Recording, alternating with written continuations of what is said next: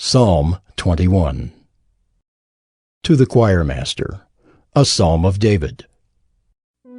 O Lord, in your strength the king rejoices, and in your salvation how greatly he exults.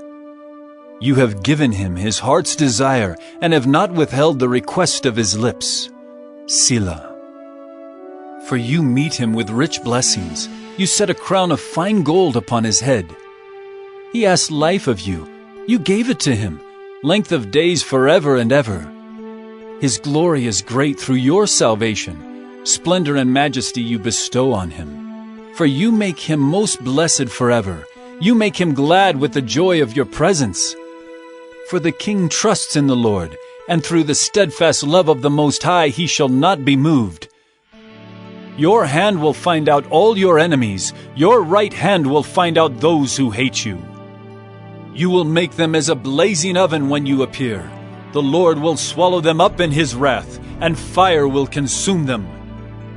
You will destroy their descendants from the earth, and their offspring from among the children of man. Though they plan evil against you, though they devise mischief, they will not succeed, for you will put them to flight. You will aim at their faces with your bows. Be exalted, O Lord, in your strength. We will sing and praise your power.